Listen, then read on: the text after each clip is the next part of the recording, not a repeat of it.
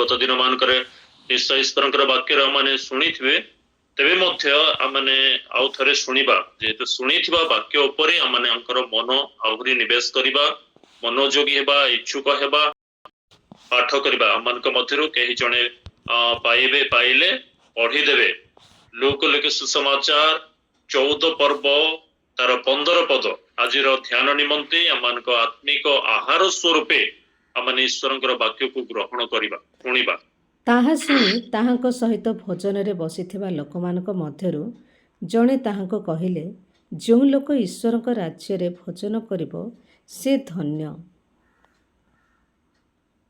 प्रभु आशीर्वाद करतु। धन्यवाद मैडम, बहुत बहुत धन्यवाद। अति सुंदर भाव स्पष्ट भाव प्रांजल भाव पढ़ी यह एक खंड वाक्य अटे केवल गोटे पदटी आम नहीं 15 पद से खंड वाक्य एथिरे विशेष विषय बुझा पड़ेनी किंतु आम जो आरंभ 14 पर्व आरंभ जो पढ़ा ताहले आमने स्पष्ट भाव जो 15 पदर लेखार उद्देश्य को आमने समस्ते बुझी पारिबा किंतु धीरे धीरे आमने सेटा को बुझा चेष्टा करिया। प्रभु हमको सहायता करतु समय अनुसार पढ़िबा से धन्य। Praise the Lord. ये जो धन्य शब्दटी जेतेबेले हमने पढ़िछु बाइबल रे हमने ईश्वरंकर वाक्य रो अनेक धन्य शब्द हमने सुनिछु पढ़िछु एवं पढ़ुथिबु मध्ये आगक मध्ये हमने समय अनुसार पढ़ुथिबु जेमती माथि लिख सुसमाचार 5 पर्व रे 8 पद रो 11 पद पर्यंत भरिक रहिछि। से स्थान मु केतोटी से धन्य शब्द आपण मान पढ़िबे आपण मान पढ़िचंती तबे मध्ये दोहराई देबा पे चाहिबी। माथि 5 तार 3 आत्मा रे दिन हेने लोके धन्य। Praise the Lord. स्वर्ग राज्य से मानकर रोमियो 4:7-8 लगे जो मानक अपराध सब क्षमा होई अछि आ जो मानकर पाप आच्छादित होईछि से माने धन्य। Praise the Lord. लूक 11:37 से लिखा है यीशु कहले आ जो माने ईश्वरंकर वाक्य सुनंती और पालन करंती से माने धन्य। आ ए प्रकार भाबरे लूक 7:23 रे कहाउछि आ जे केहि मोहर मो ठारे विघ्नर कारण न पाए से धन्य। लूक लिखि सुसमाचार 1 पर्व रे नारी मानक मध्यरे तुमे धन्य एवं ए भाबरे अनेक शब्द लेखा आइछि। गीत संहिता 2 पर्व तार 12 पद रे कारण जो माने ताहांकर शरण नियंती से माने धन्य। Praise the Lord. प्रभु नाम धन्यवाद हो। तो ये गीत संहिता 41:1 लिखा होची जो जन दिन हेने निमंते चिंता करई से धन्य। तो धन्य शब्दटी जेतेबेले माने पढुछु अनेक शास्त्र आमे शास्त्र रे अनेक स्थान रे माने हा पाइबा एवं लूक 1 तार 45 लिखा अछि जे विश्वास कले से धन्य। ए प्रकार भाबरे प्रभु अनेक स्थान रे तांको कहिसंती धन्य शब्दटी एवं जोहन 20 तार 29 रे मध्य लिखा अछि जो माने न देखी विश्वास करंती से माने धन्य। तो प्रभु को नाम धन्यवाद हो। ए प्रकार भाबरे धन्य शब्द गुडा को अनेक स्थान माने पढिछु आ ताहा माने आशीर्वाद मध्य सिद्धि प्राप्त करिछु किंतु एठी जो माने शब्दटी पढिलु या एक स्वतंत्र अटे एक भिन्न विषय अटे आ से जो पद गुडी को पढिले धन्य सेटा केते को प्रभु राज्य पर दुईटी शब्द अछि ताड़ना प्राप्त लोक धन्य कारण से स्वर्ग राज्य अधिकारी हेबे बोली एवं आत्मार दिन लोक धन्य कारण स्वर्ग राज्य से मानकर बोली किंतु ए जो लूक लिखि सुसमाचार 14 पर्व तार 15 पदर जो पदटी लिखा है एक स्वतंत्र विषय भिन्न विषय अटे। कौन सेटा ना जो लोक ईश्वरंक राज्य रे प्रभुंक राज्य रे भोजन रे बसिबो से धन्य। हालेलुया। प्रभुंक नाम धन्यवाद हो। प्रभुंक राज्य रे भोजन रे बसिबा बड़ विचित्र विषय जेमती किए बसिबो ना माथ्यू लिखित सुसमाचार 8 पर्व 11 एवं 12 पद रे हमने सेटा को पढ़ी परिबा। तो माथ्यू 8 तार 11 एवं 12 पद किए जल्दी पढ़ी देबे तिके साहाय्य करतु तुम मानको कहू अछि अनेक पूर्व और पश्चिम आसी अब्राहम ଇସାକ ଓ ଯାକୁବଙ୍କ ସହିତ ସ୍ୱର୍ଗ ରାଜ୍ୟରେ ଭୋଜନରେ ବସିବେ। ମାତ୍ର ରାଜ୍ୟର ସନ୍ତାନମାନେ ବାହାରେ ଅନ୍ଧକାରରେ ପକାଯିବେ। ସେଠାରେ ରୋଦନ ଓ ଦନ୍ତର କିଡ଼ିମିଡ଼ି ହେବ। ଆମେନ୍। तो बड़ विचित्र विषय आमने स्थान देखिया पारछु गोटे अद्भुत विषय प्रभुंकर महिमा को हमने देखि परिबा वाक्य द्वारा आ जीसु से मानको कहउछंती कोन कहउछंती ना मु तुम मानको कहउछि अनेके पूर्व और पश्चिम रु आसी अब्राहम इसहा और जाकुबंक सहित स्वर्ग राज्य रे भोजन रे बसिबे। तो लोकल सुसमाचार लिखा होछि ए स्थान केवल पूर्व पश्चिम रु दुईटी दिगरु कहा होछि किंतु लोकल सुसमाचार 13 पर्व 28 एवं 29 पद को जिबे लोक 13 28 एवं 29 रे सेट लिखा होछि पूर्व पश्चिम उत्तर दक्षिण रु समस्त भाववादी माने ईश्वर भयकारी साधु लोक माने तो से माने आसी स्वर्ग राज्यर भोजन रे बसिबे। किंतु विडंबनार कथा बड़ दुखर कथा 12 पद लेखा अछि माथ्यू 8:12 मात्र राज्यर संतान माने बाहर अंधकार पका जिवे सेठारे रोदन दंतर किड़िमिड़ी हेबो। तबे ई जो पदटी माने पढुछो तबे पूर्व पश्चिम उत्तर दक्षिण रो लोक माने आसीबे कि आसीबे ना ए जो पदटी से कहउछंती काहाको से बेस करी कहउछंती काहाको से काहा ऊपर आधार करी कहउछंती कारण माने स्थान देखिया पारुछु जे अनेक आश्चर्य कर्म से करिछंती एवं शेष रे माने देखिया पारुछु जे जणे रोमियो सेना अधिकारी सत सेनापति तांकर विश्वास अनुसार तांकर दासों को सुस्थ करिबा परवर्ती समय रे से एक कथा कहिले। तेबे से जणे रोमियो लोक इस्राएल लोक नुहे तो से जेतेबे तांकर विश्वास को प्रभु जेतेबे देखुछंती सेतेबे से कहउछंती जोडा मु इस्राएल मध्य रे देखिबा कथा इस्राएल मध्य रे एडे बड़ विश्वास पाई नाही ए कथा से कहउछंती। तेबे से रोमियो लोकन को जेतेबे से देखुछंती तांकर विश्वास को आ सेतेबेल को सही कथा कहउछंती लोक पूर्व पश्चिम उत्तर दक्षिण रो लोक माने आसी ईश्वरक राज्य रे भोजन रे बसिबे किंतु राज्यर संतान माने बाहर अंधकार रे पका जिवे। ए जो शब्दटी जेतेबे कहउछंती तेबे आमने ता तळु को जेतेबे टिके देखिबा ए जो शब्दटी से व्यवहार कले काहे की कहिले कहिबार तात्पर्य कोन थिला ना कहिबार तात्पर्य यहा थिला जे प्रथम कथा ताहा होची या जेपरि इस्राएल मानक ठारे जहा देखिबा पर से इच्छा करूथिले जहा सुनिबा पर से इच्छा करूथिले ताहा से मानक ठारो देखि पारले नाही किंतु ए रोमियो सैन्यों को रोमियो सेनापति को ठारो जेतेबे से ताहा देखिले सेतेबेले से कहिले जे यहा तांकर राज्यर सत्य कथा को से प्रकाश तांकर निगुड़ विषय को से प्रकाश कले। तेबे माने राज्यर संतान कहिले कोन बुझिबा ना राज्यर संतान कहिले आमने यहा बुझू जन्मगत भावरे जो माने जिहुदी अटंती बा इस्राएलियो माने अटंती से मानन को आमने राज्यर संतान कहिबा कारण प्रभु यीशु ख्रीष्ट जिहुदी मानन को निमंते आसिले तेणु जिहुदी मान से प्रथम स्थान दौथिले एवं शेष से कहले जे इस्राएल रो हजि जेथिबा मेष मानक निकट को मो आसीछि तो अनेक कथा से कहू कहू कहिछंती किंतु ए स्थान तांकर विश्वास को देखुछंती जेतेबेले सेतेबेले से कहउछंती जे राज्यर संतान बाहर अंधकार पका जिवे पूर्व पश्चिम दक्षिण रो उत्तर लोक आसी ईश्वरक राज्य रे भोजन बसिबे।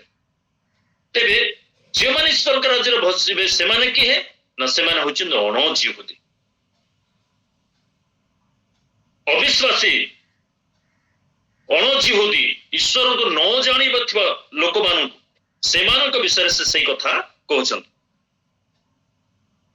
ତେବେ କିଏ ଦେଖିବେ ଏଇଟା ନା ଏଇ ଯୋଉ ଇସ୍ରାଏଲ ଲୋକ ଜିହୁଦୀ ଲୋକମାନେ ଯେଉଁମାନଙ୍କ ପାଇଁ ସେ ଆସିଥିଲେ, ଯାହାଙ୍କ ପାଇଁ ସେ ଆପଣର ଜୀବନ ମଧ୍ୟ ଦେଲେ, ସେଇମାନଙ୍କୁ ସେ କହୁଛନ୍ତି ଯେ ସେମାନେ ଦେଖିବେ ପୂର୍ବ ପଶ୍ଚିମ ଉତ୍ତରରୁ ଆସି ଈଶ୍ୱରଙ୍କ ରାଜ୍ୟରେ ଭୋଜନରେ ବସିବାର ସେମାନେ ଦେଖିବେ।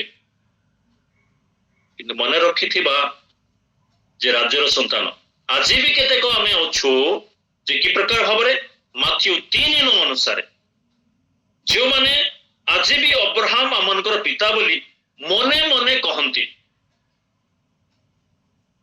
ଏବଂ ଆମ ଅଞ୍ଚଳର ଗୋଟେ ଶବ୍ଦ ମନେ ମନେ ଲଡୁ ଖାଇବା, ମିଠା ଖାଇବା, ସେଇଭଳି ମନୋଭାବ ନେଇ ଅବିଶ୍ୱାସରେ ଜୀବନ ଯାପନ କରୁଥିବା ଲୋକମାନେ ମଧ୍ୟ ସେଇଦିନ ଦେଖିବେ। କି ପ୍ରକାର ଭାବରେ ଦେଖିବେ ନା ସେମାନେ ଯେତେବେଳେ ଦେଖିବେ ପୂର୍ବ ପଶ୍ଚିମର ଯେଉଁମାନେ ଅଯୋଗ୍ୟ ସେଇମାନେ ସେଦିନ ବିଶ୍ୱାସ ଦ୍ୱାରା ଏଇ ରୋମିଓ ସୈନ୍ୟଙ୍କ ଭଳି ଯେଉଁମାନେ ବିଶ୍ୱାସ କରିଅଛନ୍ତି ସେମାନେ ଈଶ୍ୱରଙ୍କ ରାଜ୍ୟରେ ପଶିବାର ସେମାନେ ସେଦିନ ଦେଖିବେ। ସେତେବେଳକୁ ଏହି ପ୍ରକାର ମଧ୍ୟ ଘଟିବ, ଯେଉଁମାନେ ଆଗରେ ଅଛନ୍ତି ସେମାନେ କେତେ ପଛରେ ହେଇଯିବେ ଏବଂ ଯେଉଁମାନେ ପଛରେ ଅଛନ୍ତି ସେମାନେ ମଧ୍ୟ ଆଗରେ ହେବେ। ଯେମିତି ଲୁକ 13:30 ଯେ ଶେଷରେ ଥିବା ଲୋକ ପ୍ରଥମ ହେବ ଏବଂ ପ୍ରଥମରେ ଥିବା କେତେକ ଲୋକ ମଧ୍ୟ ଶେଷରେ ପଡିଯିବେ। ଦୁର୍ଭାଗ୍ୟର କଥା। ତ ଯଦି ଏ ପ୍ରକାର ପରିସ୍ଥିତି ଘଟିବ, ଏ ପ୍ରକାର ଅବସ୍ଥା ଯଦି ହେବ, ଲୋକମାନଙ୍କର ଅବସ୍ଥା ଏ ପ୍ରକାର ହେବ, ତାହେଲେ ଆମମାନଙ୍କର କର୍ତ୍ତବ୍ୟ କ'ଣ, ଆମର ସତର୍କତା କ'ଣ? ଗୋଟିଏ ବିଷୟ ଆମେ ସତର୍କତାକୁ ଅବଲମ୍ବନ କରିପାରିବା ନା ଆମମାନଙ୍କୁ ଏହି ସତର୍କତା ଅବଲମ୍ବନ କରିବାକୁ ହେବ ଯେ ଯେଉଁ ବିଶ୍ୱାସରେ ଆମମାନଙ୍କୁ ଅନୁଗ୍ରହର ଦାନ ଯାହା ଯାହା ଦିଆଯାଇଅଛି, ପ୍ରେଜ୍ ଦ ଲର୍ଡ, ପ୍ରଭୁଙ୍କ ନାମରେ ଧନ୍ୟବାଦ। ବିଶ୍ୱାସ ଦ୍ୱାରା ଯୋଉ ଅନୁଗ୍ରହର ଦାନ, ଅନୁଗ୍ରହରେ ଯୋଉ ସେବାର କାର୍ଯ୍ୟ, ଅନୁଗ୍ରହରେ ଯୋଉ ବିଶ୍ୱାସର କର୍ମ କରିବା ପାଇଁ, ଅନୁଗ୍ରହରେ ଯୋଉ ରାସ୍ତାରେ ଆମମାନଙ୍କୁ ଗମନ କରିବା, ଧାର୍ମିକତାର ପଥରେ ଚାଲିବା ପାଇଁ ଯୋଉ ଧର୍ମପରାୟଣତା, ପବିତ୍ରତା ଈଶ୍ୱର ଆମମାନଙ୍କୁ ଦେଇଅଛନ୍ତି, ସେଇ ପବିତ୍ରତା, ଧାର୍ମିକତା, ସାଧୁତାକୁ ଖ୍ରୀଷ୍ଟଙ୍କ ଆଗମନ ପର୍ଯ୍ୟନ୍ତ ନତୁବା ଆମମାନଙ୍କର ଦେହ ତ୍ୟାଗ ପର୍ଯ୍ୟନ୍ତ, ସେଇ ଦିନ ପର୍ଯ୍ୟନ୍ତ ବିଶ୍ୱସ୍ତ ଭାବରେ ରହିବା ଏବଂ କର୍ତ୍ତବ୍ୟ ସାଧନ କରିବା। ପ୍ରେଜ୍ ଦ ଲର୍ଡ। ଯୋଉ ଦାୟିତ୍ୱ ଆମମାନଙ୍କୁ ଦେଇଅଛନ୍ତି ବିଶେଷ ମଣି ପ୍ରଭୁ ଆମମାନଙ୍କୁ ଯୋଉ ଗୁରୁ ଦାୟିତ୍ୱ ଦେଇଅଛନ୍ତି ସେଇ ସେବା କାର୍ଯ୍ୟକୁ ଆମେ ସମ୍ପନ୍ନ କରିବା। ପ୍ରେଜ୍ ଦ ଲର୍ଡ। ତେବେ ଆମେ ଈଶ୍ୱରଙ୍କ ରାଜ୍ୟରେ ପ୍ରବେଶ କରିବାର ଏକ ସୁଯୋଗ ଆମେ ପାଇପାରିବା। ତେବେ ପ୍ରଭୁ ଆମମାନଙ୍କୁ ଆଶୀର୍ବାଦ କରନ୍ତୁ ଯେ ସମସ୍ତ ଘଟିବା ସମୟରେ ଆମେ ବୁଝିପାରିବା ନା କ'ଣ, ଯେତେବେଳେ ଆମେ ମାଥ୍ୟୁ 3:9 ପଢୁଥିଲୁ, 8-9 ଯେତେବେଳେ ପଢୁଛୁ ତ ସେ ସ୍ଥାନରେ ଲେଖା ହେଇଛି ଅବ୍ରାହମ ଆମଙ୍କର ପିତା ବୋଲି ମନେ କୁହା ନାହିଁ। କାରଣ ଏଇ ଯୋଉ ଅବ୍ରାହମ, ତ ଆମେ ଖ୍ରୀଷ୍ଟିୟ ଲୋକ, ବିଭିନ୍ନ ଆମେ ସାଧୁ ଲୋକ, ବିଭିନ୍ନ କଥା ଆମେ କହିଥାଉ, କିନ୍ତୁ ଆମମାନଙ୍କର ଆଚରଣ, ଉଚ୍ଚାରଣ ସହିତ ଆମମାନଙ୍କର ଆଚରଣ ଯେତେବେଳେ ନଥାଏ, ସମାନ ନଥାଏ, ସେତେବେଳେ ଈଶ୍ୱର ସେମାନଙ୍କୁ ଅଲଗା କରିବେ। ରାଜ୍ୟର ସନ୍ତାନ ହେଲେ ବି ବାହାର ଅନ୍ଧକାର ସେମାନଙ୍କୁ ରଖିବେ। ତେବେ ଏଇଠି ଆମମାନଙ୍କୁ ବୁଝିବାର ବିଷୟ ହେଉଛି ଯେ ବିଶ୍ୱାସର କର୍ମ ଆମମାନଙ୍କୁ କି ପ୍ରକାର କରିବାର ଅଛି ନା ଯେ ଯାକୁବ ତାର 2:14 ଯାକୁବ 2:14 କ'ଣ ଲେଖା ଅଛି? ହେ ମୋହର ଭାଇମାନେ, ଯଦି କେହି ମୋହର ବିଶ୍ୱାସ ଅଛି ବୋଲି କୁହେ କିନ୍ତୁ ତାହାର କର୍ମ ନଥାଏ, ତେବେ ସେଥିରେ କି ଲାଭ? ଏପରି ବିଶ୍ୱାସ କ'ଣ ତାହାର ପରିତ୍ରାଣ ସାଧନ କରିବ? ନାହିଁ। ପ୍ରିୟ ଲୋକ, ପ୍ରଭୁ ଆମମାନଙ୍କୁ ଅନୁଗ୍ରହ କରନ୍ତୁ। ତ ସେ ବିଶ୍ୱାସର କର୍ମ କ'ଣ ନା ବିଶ୍ୱାସ ସହିତ କର୍ମ ଆମମାନଙ୍କର ଯୋଡ଼ି ହେବା ଅଛି। କେବଳ ତୁ ମୁଖର ବାକ୍ୟରେ କହିବା ଯଥେଷ୍ଟ ହେବ ନାହିଁ, କାରଣ କହିବା ସହିତ, ସେଥିପାଇଁ ଲେଖା ହେଇଛି ଯେ କେହି ମୋର এই ସମସ୍ତ କଥା ଶୁଣେ ଓ ପାଳନ କରେ ପାଷାଣ ଉପରେ ଗୃହ ନିର୍ମାଣ କରେ। ବୁଦ୍ଧିମାନ ଲୋକ ହେବ, ସେ ବୁଦ୍ଧିମାନ ଲୋକ ଯେ ଶୁଣିବ ଏବଂ ପାଳନ କରିବ। ତେଣୁ ଯାକୁବ 2:14 ସେ କହୁଛନ୍ତି ନା ଭାଇମାନେ, ଯଦି କେବଳ ମୋହର ବିଶ୍ୱାସ ଅଛି ବୋଲି କହିବ କିନ୍ତୁ ତାହାର କର୍ମ ଯଦି ନଥିବ ତାହେଲେ କି ଲାଭ ହେବ? କୌଣସି ଲାଭ ହେବ ନାହିଁ, ବରଂ କ୍ଷତି ହେବ, ଲାଭ ହେବ ନାହିଁ। ଏପରି ବିଶ୍ୱାସ ପରିତ୍ରାଣ ସାଧନ କରିପାରିବ, ପରିତ୍ରାଣ ପ୍ରାପ୍ତ ହେବାକୁ ଦେବ ନାହିଁ, ଈଶ୍ୱରଙ୍କ ରାଜ୍ୟକୁ ଯିବାକୁ ଦେବ ନାହିଁ, ଈଶ୍ୱରଙ୍କ ନିକଟ ରହିବାକୁ ହେବ ନାହିଁ, ଈଶ୍ୱରଙ୍କ ନିକଟ ରହିବାକୁ ଦେବ ନାହିଁ। କାରଣ ଅବ୍ରାହମ ତାହା ହିଁ କରିଥିଲେ। ଅବ୍ରାହମ ଯେତେବେଳେ ବିଶ୍ୱାସ କଲେ, ବିଶ୍ୱାସର କର୍ମ ମଧ୍ୟ ସାଧନ କରିବା ଦ୍ୱାରା ଈଶ୍ୱରଙ୍କ ନିକଟରେ ସେ ଧାର୍ମିକ ବୋଲି ପ୍ରମାଣିତ ହେଲେ, ଗଣିତ ହେଲେ। ପ୍ରଭୁ ଆମକୁ ଆଶୀର୍ବାଦ କରନ୍ତୁ। ତ ଏଇ ପ୍ରକାର ଭାବରେ ଯେତେବେଳେ ଆମେ ଦେଖିବାକୁ ପାରୁଛୁ, ଯଦି ଏ ସ୍ଥାନରେ ଏଇଭଳି ଯଦି ଦେଖୁଛୁ, କର୍ମ ଯଦି ନଥାଏ, କେବଳ ବିଶ୍ୱାସରେ ଯଦି ଆମେ ହଁ ଠିକ ଅଛି ମୁଁ ବିଶ୍ୱାସ କରୁଛି ବୋଲି ଅବ୍ରାହମ ଆମଙ୍କର ପିତା ବୋଲି କହି କହି ଯଦି ଆମେ ଚାଲିବା, ହୋଇପାରେ ରାଜ୍ୟର ସନ୍ତାନ ହେଲେ ବି ବାହାର ଅନ୍ଧକାରରେ ପଡ଼ିବାର ସୁଯୋଗ ଥାଏ। ସେଥିପାଇଁ ମାଥ୍ୟୁ 7:21-23 କହିଲେ, ମତେ ପ୍ରଭୁ ବୋଲି କହନ୍ତି, ଏ ପ୍ରକାର ପ୍ରତ୍ୟେକ ସ୍ୱର୍ଗ ରାଜ୍ୟରେ ପ୍ରବେଶ କରିବେ ନାହିଁ, ମାତ୍ର ଯେ ମୋର ସ୍ୱର୍ଗସ୍ଥ ପିତାଙ୍କର ଇଚ୍ଛା ସାଧନ କରିବ ସେ ପ୍ରବେଶ କରିବ। ପ୍ରେଜ୍ ଦ ଲର୍ଡ, ହାଲେଲୁୟା, ପ୍ରଭୁଙ୍କ ନାମର ଧନ୍ୟବାଦ ହଉ। ତ କଥା ଏ ସମସ୍ତ ଯେତେବେଳେ ଆମେ ଦେଖୁଛୁ, ତେବେ ଗୋଟିଏ ବିଷୟ ଆମକୁ ଚିନ୍ତା କରିବାକୁ ହେବ ଯେ ଆମର ପ୍ରସଙ୍ଗକୁ ଆମକୁ ଯିବାକୁ ପଡିବ। ଯେ ଆମର ପ୍ରସଙ୍ଗ କଣ? ଯେଉଁ ଲୋକ ଈଶ୍ୱରଙ୍କ ରାଜ୍ୟରେ ଭୋଜନ କରିବ ସେ ଧନ୍ୟ, ସେଟାକୁ ଆମେ ପାସରିବା ନାହିଁ। ତେବେ କିଏ ଭୋଜନ କରିବ? ସତରେ କଣ ଈଶ୍ୱରଙ୍କ ରାଜ୍ୟରେ ଏସବୁର ସୁବିଧା ଅଛି କି? କାରଣ ପୃଥିବୀରେ ସବୁ ଅଛି, କିନ୍ତୁ ସ୍ୱର୍ଗରେ ତାହା ଅଛି କି? ପ୍ରଭୁ କହିଲେ ସ୍ୱର୍ଗ ରାଜ୍ୟର ଭୋଜନରେ ବସିବ ବୋଲି କହିଲେ। ଭୋଜନ ମିଳିବ, କଣ ସେ ଖାଦ୍ୟ ଥିବ? କାରଣ ଆମେ ଦେଖିବା ପାରୁଛୁ ନିଶ୍ଚୟ କିଛି ସତ୍ୟତା ରହିଛି। ହାଲେଲୁୟା। ମାର୍କ ଲିଖିତ ସୁସମାଚାର 14 ପର୍ବ ତାର 25 ପଦ। ଆଉ ଥରେ କହିବି, କ୍ଷମା କରିବେ। ମାର୍କ ଲିଖିତ ସୁସମାଚାର 14 ପର୍ବ 25 ପଦ। ପ୍ରଭୁ ଯୀଶୁ ଖ୍ରୀଷ୍ଟ ଶେଷ ରାତ୍ର ପ୍ରଭୁ ଭୋଜ ସମୟରେ ସେ ଆପଣ ଶିଷ୍ୟମାନଙ୍କୁ କହିଲେ, ମୁଁ ତୁମମାନଙ୍କୁ ସତ୍ୟ କହୁଅଛି, ଯେଉଁ ଦିନ ମୁଁ ଈଶ୍ୱରଙ୍କ ରାଜ୍ୟରେ ନୂଆ କରି ଦ୍ରାକ୍ଷା ଫଳର ରସ ପାନ କରିବି, ସେହି ଦିନ ପର୍ଯ୍ୟନ୍ତ ଆଉ କେବେ ପାନ କରିବି ନାହିଁ। ଯେଉଁଦିନ ଶେଷ ରାତ୍ର ପ୍ରଭୁ ଭୋଜ ସମୟରେ ପ୍ରଭୁ ଆପଣ ଶିଷ୍ୟମାନଙ୍କୁ କହିଲେ, ଦେଖ ମୁଁ ଆଜି ତୁମ ସହିତ, ଏଇଟା ମୋର ଶେଷ ପ୍ରଭୁ ଭୋଜ ରାତ୍ର। ଯେତେ ଦିନ ମୁଁ ତୁମମାନଙ୍କ ସହିତ ରାତ୍ର ଭୋଜ କରିଛି, ପ୍ରଭୁ ଭୋଜ କରିଛି ଆଉ ସହଭାଗିତା କରିଛି, ଏଇଟା ମୋର ଶେଷ। ଆଜିଠାରୁ ମୁଁ ଆଉ ତୁମମାନଙ୍କ ସହିତ ରାତ୍ର ଭୋଜ ବା ପ୍ରଭୁ ଭୋଜ କରିବି ନାହିଁ। କିନ୍ତୁ କୋଉଠି? ପିତାଙ୍କ ରାଜ୍ୟରେ। ପିତାଙ୍କର ରାଜ୍ୟ ସ୍ୱର୍ଗ ରାଜ୍ୟ, ଅନନ୍ତକାଳୀନ ରାଜ୍ୟ। ସେଇ ରାଜ୍ୟରେ, ପିତାଙ୍କର ରାଜ୍ୟରେ ନୂତନ ଦ୍ରାକ୍ଷା ଫଳର ରସ, ନୂତନ ଦ୍ରାକ୍ଷା ଫଳର ରସ ପିତାଙ୍କର ରାଜ୍ୟରେ ପାନ କରିବି। ସେଇଦିନ ପର୍ଯ୍ୟନ୍ତ ମୁଁ ପାନ କରିବି ନା। ପ୍ରଭୁଙ୍କ ନାମର ଧନ୍ୟବାଦ ହଉ। ତ ଯଦି ଆମେ ଦେଖୁଛୁ ଏ ସ୍ଥାନରେ, ତାହେଲେ ଆଶା କରିବା ଯେ ଈଶ୍ୱରଙ୍କ ରାଜ୍ୟରେ ମଧ୍ୟ ଭୋଜନ ପାନ ମିଳିବ। ହଁ, ଗୋଟିଏ ବାକ୍ୟ ଅଛି ରୋମୀୟ ପୁସ୍ତକ 14:17 ବୋଧେ, କ୍ଷମା କରିବେ ମତେ, ସେ ସ୍ଥାନରେ ଈଶ୍ୱରଙ୍କ ରାଜ୍ୟ ଭୋଜନ ପାନ ରାଜ୍ୟ ନୁହେଁ ବୋଲି ଆମେ ଶୁଣିଛୁ। କିନ୍ତୁ ଏଇ ବାକ୍ୟ ଗୁଡାକ ଯେତେବେଳେ ଆମେ ଅଧ୍ୟୟନ କରୁଛୁ, ଦେଖୁଛୁ ଯେ ପିତାଙ୍କ ରାଜ୍ୟରେ ମଧ୍ୟ ତାହା ମିଳିବ।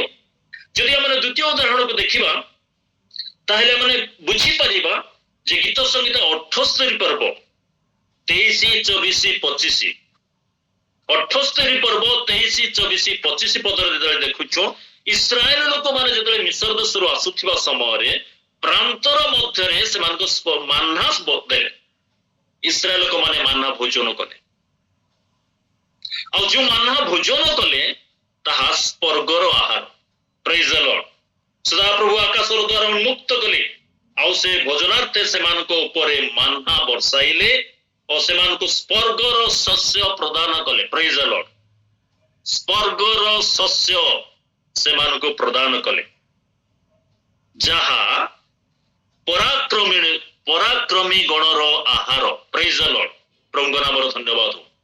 ସ୍ୱର୍ଗର ଶସ୍ୟ ମାନ୍ନା ଯାହା ଇସ୍ରାଏଲ ଲୋକମାନଙ୍କୁ ପ୍ରାନ୍ତରରେ ଦେଲେ, ତାହା ସାଧାରଣ ଲୋକଙ୍କର ଖାଦ୍ୟ ନୁହେଁ। पृथ्वीर खाद्य शस्य नुहे ता स्वर्गर शस्य आउ ताहा विक्रमी संतान गणर शस्य खाद्य आउ ताहा से मानकु प्रदान कले। Praise the Lord. प्रभु को नाम धन्यवाद हो। तो से माने जो आहार भोजन कले ता स्वर्गर आहार, स्वर्गीय आहार, विक्रमी संतान गणर आहार। प्रभु को नाम धन्यवाद हो। से आहार भोजन करिया पाए गोटे क्षुधा उत्तृषा मानकर हो। केमिति माने साहा भोजन करि परिबा ना जेबे माने प्रभु को आगमन पर्यंत विश्वस्त होई आपना आपना कार्य रे विश्वस्त जीवन यापन करिबा, विश्वासर सहित विश्वासर कर्म गुड़िक जो साधन करने को आग को बढ़िबा। दिन प्रतिदिन, दिने नुहे, दी दिन नुहे, वर्षे नुहे, 6 मास नुहे, मरण दिन पर्यंत नतुबा ख्रीष्टंकर आगमन पर्यंत आमे जदि ताको साधन करिबा, पालन करिबा, ताहा हेले आमाने ताहा भोजन करिबार एक सुजोग पाइबा। Praise the Lord. प्रभु को नाम धन्यवाद हो। तेबे प्रभु को राज्य को जदि आमने जीवा केबे जीवो जेबे प्रभु आगमन करिबे से समय विश्वास विश्वस्त भाव रहिबा, प्रस्तुत रहिबा, ताहेले आमने प्रभु को राज्य रे जीव। द्वितीय कथा जदि आमने मृत्युवरण करू रूपांतरित हेबा। प्रथम रे रूपांतरित प्रथम रे पुनरुत्थित, द्वितीय रे रूपांतरित। जेबे रूपांतरित हेबा तेबे आमने तांको सहित भेट करि परिबा, तांको राज्य को माने जाई परिबा। तेबे प्रस्तुत रहिबार कथा जदि आमने सुनुछु तेबे आमने बुझिबा को पड़िबो जे कि प्रकार प्रस्तुत रहिबा। कलसिय 4 पर्व तार 2 पद, कलसिय 4:2 के जदि पाउछंदी जणे पढि देबे। प्रस्तुत रहिबा को हेबो प्रार्थना रे पढि देबे।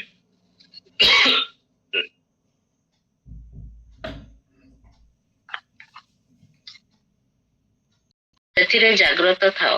Praise the Lord। प्रार्थनारे निविष्ट था पुणी धन्यवाद सहित जाग्रत रह। केते दिन? मरण दिन पर्यंत, ख्रीष्टंकर आगमन पर्यंत। दुख रहे सुख रहे जेकोसी अवस्था रे थाउ ना कहीं, जो परिस्थिति रे थाउ ना कहीं, जो स्थान रे रहू ना कहीं, जो अवस्था रे थाउ ना कहीं, प्रार्थना रही। प्रार्थना हमर जीवन साथी हो, प्रार्थना हमर संग हो। प्रार्थना को छाड़ी आमने बंचिबा को चेष्टा करबा। प्रार्थना रे ही आमनकर समय अतिबाहित कर मने आमने निर्दिष्ट गोटे समय नहीं प्रार्थना करि परिबा। रास्ता रे जाऊ जाऊ आमने प्रार्थना करि परिबा, काम करू करू आमे प्रार्थना करि परिबा। मन रे सेति प्रभु आमन को मन रे मन गोटे दिछन प्रकार मन जो मन रे आमने प्रत्येक समय प्रति मुहूर्त रे आमने प्रार्थना करि परिबा। हालेलुया। एवं धन्यवाद सह जाग्रत रहिबा।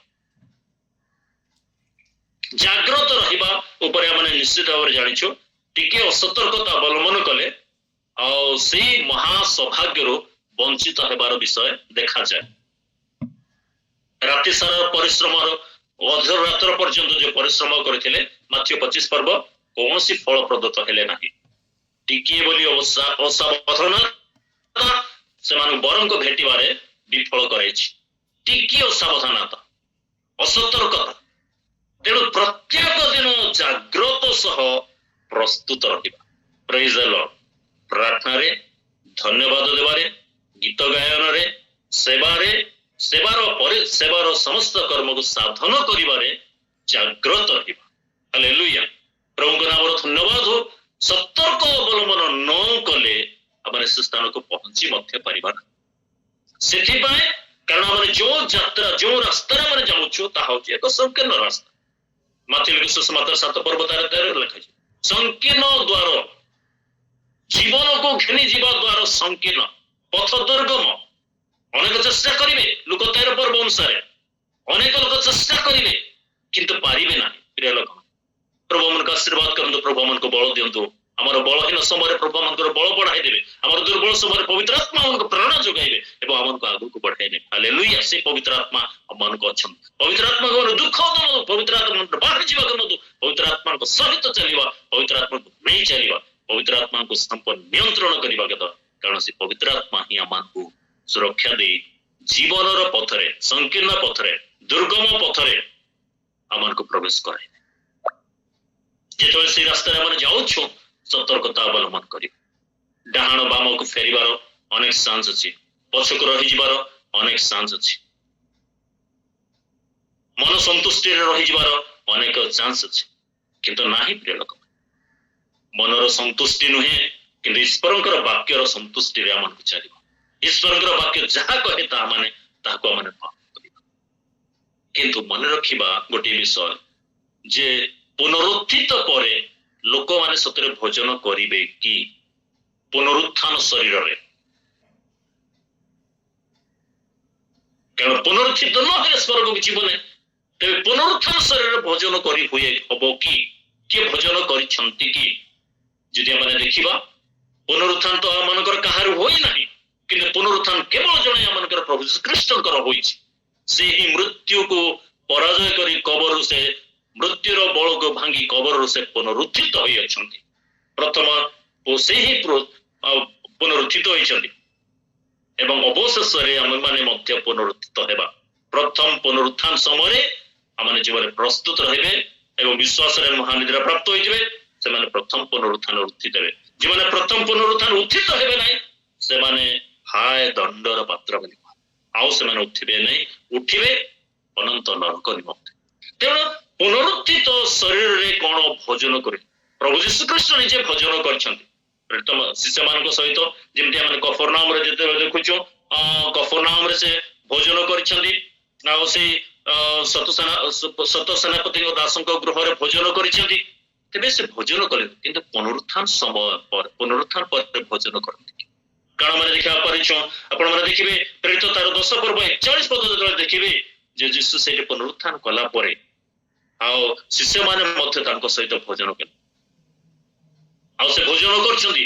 ଯୋହନ 21 ପର୍ବରେ ଯେତେବେଳେ ଦେଖୁ, ସେଇଠି ମଧ୍ୟ ତାଙ୍କୁ ଗୋଟେ ଭଜା ମାଛ ଦେଇଛନ୍ତି, ଆଉ ସେ ଭଜା ମାଛ ସେ ଭୋଜନ କରିଛନ୍ତି।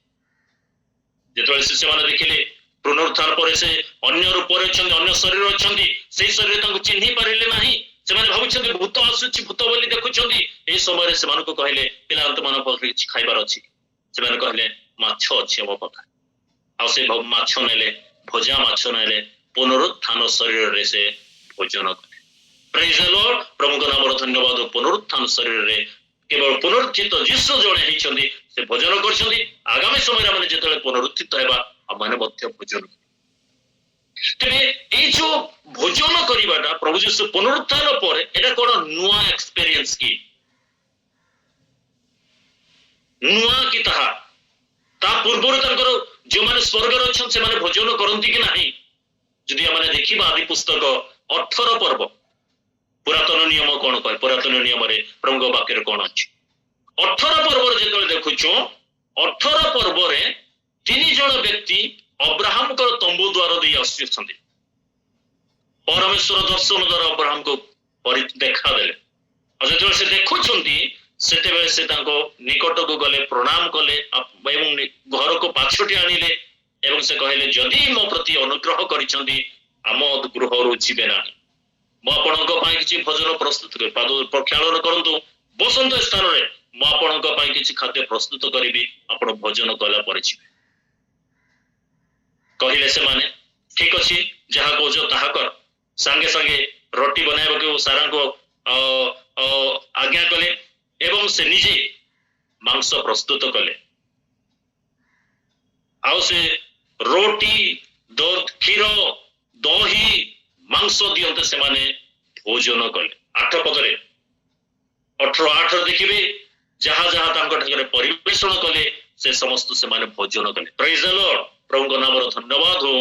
ତ ସେଇ ସ୍ଥାନରେ ଆମେ ଦେଖିବା ପରେ 3 ବ୍ୟକ୍ତିଙ୍କ ମଧ୍ୟରୁ ଜଣେ ହଉଛନ୍ତି ପରମେଶ୍ୱର, ଯିଏକି 16 ପଦରେ ଆପଣ ଦେଖିବେ, 16 ପଦରେ। ଆଉ ସେ 2 ଜଣ ବାହାରି ଗଲେ, ଜଣେ ପରମେଶ୍ୱର ତାଙ୍କ ସହିତ ଅଛନ୍ତି। ଆଉ ପରମେଶ୍ୱର ଅବ୍ରାହମଙ୍କ ସହିତ କଥା ହଉଛନ୍ତି, ଆମେ ଯାହା କରିବାକୁ ଉଦ୍ୟତ ତାହାକି ଅବ୍ରାହମଠୁ ଲୁଚାଇବା। ସୋଦମ ଗମୋରା କଥା ସେ କହିବାକୁ ଆରମ୍ଭ କଲେ।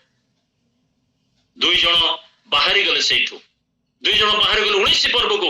19 ପର୍ବ 1 ପଦକୁ ଯେତେବେଳେ ଯାଅ, ସେ 2 ଜଣ ସ୍ୱର୍ଗଦୂତ ଥିଲେ। 19 ପର୍ବ ଆଦି 19 ପର୍ବରେ ଦେଖିବେ ସେମାନେ ସ୍ୱର୍ଗଦୂତ ଥିଲେ। ଲୋଟଙ୍କ ଭେଟ ସନ୍ଧ୍ୟା ସମୟରେ ଲୋଟଙ୍କୁ ଭେଟ ହେଲେ। ଲୋଟ ନିଜ ଘରକୁ ପାଛୋଟି ନେଲେ। ଅନୁରୋଧ କଲେ, ପାଛୋଟି ନେଲେ, ରାତିରେ ଖାଦ୍ୟ ପରିବେଷଣ କଲେ, ସେମାନେ ଭୋଜନ କଲେ। ପ୍ରେଜ୍ ଦ ଲର୍ଡ। ସ୍ୱର୍ଗର ଦୂତ ହେଲେ ସେମାନେ ଭୋଜନ କରିଅଛନ୍ତି। ପରମେଶ୍ୱର ଆପେ ପରମେଶ୍ୱର ହେଲେ ହିଁ ଅବ୍ରାହମଙ୍କ ଗୃହରେ ସେ ଭୋଜନ କରିଛନ୍ତି ଏବଂ ପ୍ରଭୁ ଯୀଶୁ ଖ୍ରୀଷ୍ଟ ରୂପାନ୍ତରିତ ହେଲା ପରେ, ପରିବର୍ତ୍ତିତ ହେଲା ପରେ, ମୃତ୍ୟୁରୁ ଜୟ କରିବା ପରେ ସେ ଭୋଜନ କରିଛନ୍ତି। ଏବଂ କେବଳ ସେ ଜଣେ ଭୋଜନ କରିଛନ୍ତି ତାହା ସାକ୍ଷ୍ୟ ନୁହେଁ, କିନ୍ତୁ ପ୍ରେରିତ ପିତର ଏଇ କଥା କହୁଛନ୍ତି ଯେ ଆମେ ଯୀଶୁ ପୁନରୁତ୍ଥିତ ହେଲା ପରେ ଅନେକ ଥର ଆମେ ତାଙ୍କ ସହିତ ଭୋଜନ ପାନ କରିଅଛୁ। ପ୍ରେଜ୍ ଦ ଲର୍ଡ। ପ୍ରଭୁ ଆମକୁ ଆଶୀର୍ବାଦ କରନ୍ତୁ। ଏ ସମସ୍ତ ହେଉ ହେଉ ଅଧିକ ସମୟ ଯାଇଛି, ଯୋଉ ସାକ୍ଷର ସମୟ, ଆଉ 2 ମିନିଟ୍ ଭିତରେ ମୁଁ ସମାପ୍ତ କରିବି ସାକ୍ଷର ସମୟ। ଶେଷ କଥା ଏହା ହେବ, ପୁରାତନ ସମୟରେ ଯାହା ଥିଲା ନୂତନ ନିୟମରେ ମଧ୍ୟ ତାହା ହିଁ, ପୁଣି ପୁନରୁତ୍ଥାନ ଓ ରୂପାନ୍ତରିତ ସମୟରେ ମଧ୍ୟ ତାହା ହିଁ ରହିବ। ପ୍ରେଜ୍ ଦ ଲର୍ଡ। ଯେ ସେଥିର ଅଂଶୀ ହେବ ସେ ଧନ୍ୟ। ହାଲେଲୁୟା। ପ୍ରଭୁ ଆପଣ ବାକ୍ୟ ଦ୍ୱାରା ଆମମାନଙ୍କୁ ପ୍ରସ୍ତୁତ ହେବାରେ ସାହାଯ୍ୟ କରନ୍ତୁ। ପବିତ୍ର ଆତ୍ମାକୁ ଆମେ ଦୁଃଖ ନ ଦଉ, ଯେପରି ଆମେ କାହିଁକି ଯଦି ପ୍ରଶ୍ନ ହେବ, ଲୁକ 22:28 ପଦରେ ଆପଣମାନେ ପାଇବେ, କାରଣ ତୁମେମାନେ ମୋର ସମସ୍ତ ପରୀକ୍ଷାରେ ମୋ ସହିତ ରହି ଆସିଅଛ। ହାଲେଲୁୟା। ଜୀବନ କାଳରେ, ଜୀବନ ଦଶାରେ, ଜୀବଦଶାରେ ପ୍ରଭୁଙ୍କ ସହିତ ସେମାନେ ସମସ୍ତ ପରୀକ୍ଷାରେ ତାଙ୍କ ସହିତ ରହି ସେ ଚାଲିଛନ୍ତି। ସମସ୍ତ ପରୀକ୍ଷା ଯୀଶୁଙ୍କୁ ସେମାନେ ଛାଡ଼ିଲେ ନାହିଁ। କୌଣସି ପରିସ୍ଥିତିରେ ସେମାନେ ଛାଡ଼ିଲେ ନାହିଁ। ତାଙ୍କର ଅନୁଗମନ କଲେ, ସମ୍ପୂର୍ଣ୍ଣ ଅନୁଗତ ହେଲେ, ଅନୁସରଣ କଲେ, ଅନୁଗମନ କଲେ ଏବଂ ତାଙ୍କ ସହିତ ରହି ତାଙ୍କ ନିମନ୍ତେ କାର୍ଯ୍ୟ କଲେ ଏବଂ ତାଙ୍କ ନିମନ୍ତେ ମଧ୍ୟ ଜଗତରେ ସେମାନେ ମୃତ୍ୟୁବରଣ କଲେ। ତେଣୁ ପ୍ରଭୁ ପ୍ରତିଜ୍ଞା କରି କହିଲେ, ସ୍ୱର୍ଗ ରାଜ୍ୟରେ ତୁମେ ମୋ ସହିତ ଭୋଜନ ଏବଂ ପାନ କରି, ହାଲେଲୁୟା, ଏବଂ ଶାସନରେ ମଧ୍ୟ କହିବେ। ପ୍ରଭୁ ଆମକୁ ସେଇ ସୁଯୋଗ ଦିଅନ୍ତୁ। ମୋ ମେଜରେ ଆମେ ଯେପରି ପ୍ରଭୁଙ୍କ ରାଜ୍ୟରେ ଭୋଜନ ପାନ କରିବାର ସୁଯୋଗ ପାଇ। କିନ୍ତୁ ବିଡ଼ମ୍ବନାର କଥା, ରାଜ୍ୟର ସନ୍ତାନ ମାନେ ବାହାର ଅନ୍ଧକାର ପଡେ। ବଡ଼ ଦୁଃଖର କଥା। ରାଜ୍ୟର ସନ୍ତାନ ମାନେ ତ ରାଜ୍ୟର ସନ୍ତାନ କହିଲେ ଜ୍ୟୋତି ଲୋକମାନଙ୍କୁ ଆମେ କହୁ, କିନ୍ତୁ କେବଳ ସେତିକି ନୁହେଁ। ମାଥି ପୁସ୍ତକରେ ଆମେ ଯାହା ପଢିଛେ ଟିକେ ରିପିଟ୍ କରିଦେବି ଯେ 3:9 ପଦରେ ଯେ ଅବ୍ରାହମ ଆମଙ୍କର ପିତା ବୋଲି ଜୀବନ ଆଳସ୍ୟରେ ଜୀବନ ଯାପନ କରନ୍ତି, ସାଧୁତାରେ ନୁହେଁ, ଅସତର୍କତା ଅବଲମ୍ବନ କରନ୍ତି, ଅସାଧୁ କାର୍ଯ୍ୟ କରନ୍ତି, ଅପବିତ୍ର ଜୀବନ ଯାପନ କରନ୍ତି, ଅବିଶ୍ୱାସରେ ରହନ୍ତି, ପାପରେ ପଡି ରହିଛନ୍ତି, କିନ୍ତୁ ନାମ ଉଚ୍ଚାରଣ କରନ୍ତି। ଯେମିତି ପ୍ରଭୁ କହିଲେ, ଏ ଅଧାର୍ମିକ ମାନେ ମୁଁ ତୁମମାନଙ୍କୁ କେବେ ହେଁ ଜାଣି ନାହିଁ। କହିପାରିଛନ୍ତି, ସେମାନେ କହିଛନ୍ତି, ଅନେକ ଅଭିଯୋଗ କରିଛନ୍ତି, କିନ୍ତୁ ଶେଷରେ ସେମାନଙ୍କୁ କହୁଛନ୍ତି ମୁଁ ତୁମକୁ କେବେ ଜାଣେ ନାହିଁ। ଆଉ ସେ ଯୋଉ ନରକ ଦୂତମାନଙ୍କ ପାଇଁ, ପତିତ ଦୂତମାନଙ୍କ ପାଇଁ ଯୋଉ ନରକ ପ୍ରସ୍ତୁତ କରିଛନ୍ତି, ଅଗ୍ନିମୟ ହ୍ରଦ, ସେ ସ୍ଥାନରେ ସେମାନଙ୍କୁ ନିକ୍ଷେପ। ବଡ ଦୁର୍ଭାଗ୍ୟର କଥା। ଆମ ପ୍ରତି କାହା ପ୍ରତି ନ। ଆମେ ଏତେ ବଢି ବଢି ଉଠୁଛୁ, ପ୍ରଭୁଙ୍କର ଧନ୍ୟବାଦ କରୁଛୁ, ପ୍ରତ୍ୟେକ ଦିନ ପ୍ରଭୁଙ୍କ ସହଭାଗିତାରେ ରହି ଜୀବନ କାଟୁଛୁ, ଜୀବନ କାଟୁଥିବା। ପ୍ରେଜ୍ ଦ ଲର୍ଡ। କ୍ଲେଶ ହେଉ, ଦୁଃଖ ହେଉ, ଅନାଟନ ହେଉ, ବିଭିନ୍ନ ପରିସ୍ଥିତି ହେଉ, ଯେକୌଣସି ଅବସ୍ଥା ହେଉ, ଆମେ ଆଗକୁ ବଢିଛୁ, ପଛକୁ କେବେ ଫେରିବା ନାହିଁ। ପବିତ୍ର ଆତ୍ମାଙ୍କର ସାହାଯ୍ୟ ନେବା, ପ୍ରଭୁଙ୍କୁ ଯୀଶୁଙ୍କୁ ନିବେଦନ କରିବା, ପ୍ରଭୁ ଆମକୁ ସାହାଯ୍ୟ କର। ଆଉ ଏଇ ଜୀବନର ପଥରେ ଆମକୁ କଢେଇ ନିଅ ପ୍ରଭୁ। ଯେ ପ୍ରକାର ଆମେ ଅନ୍ତିମ ସମୟ ଶେଷରେ ତୁମ ରାଜ୍ୟରେ, ତୁମ ଭୋଜନରେ ଆମେ ବସିପାରେ, ସେଇଦିନ ଧନ୍ୟ ହବ ଆମର ଜୀବନ। ଯେ ପ୍ରଭୁଙ୍କ ରାଜ୍ୟରେ, ଯେଉଁ ଲୋକ ଈଶ୍ୱରଙ୍କ ରାଜ୍ୟରେ ଭୋଜନ କରିବ, ସେ ଲୋକ ଧନ୍ୟ ହେଇଛି। ହାଲେଲୁୟା। ସେଇ ସୌଭାଗ୍ୟ ଆମ ସମସ୍ତଙ୍କ ଜୀବନରେ, ପରିବାରରେ, ଆମ ପରିବାରରେ ବ୍ୟକ୍ତିଗତ ଭାବରେ ଆମ ସମସ୍ତଙ୍କୁ ସେଇ ସୌଭାଗ୍ୟ ପ୍ରଭୁ ଦେବ। ସେ ପର୍ଯ୍ୟନ୍ତ ପ୍ରଭୁଙ୍କର ଅନୁଗ୍ରହ ଆମମାନଙ୍କ ସହିତ। ପ୍ରଭୁ ଆଶୀର୍ବାଦ କରନ୍ତୁ।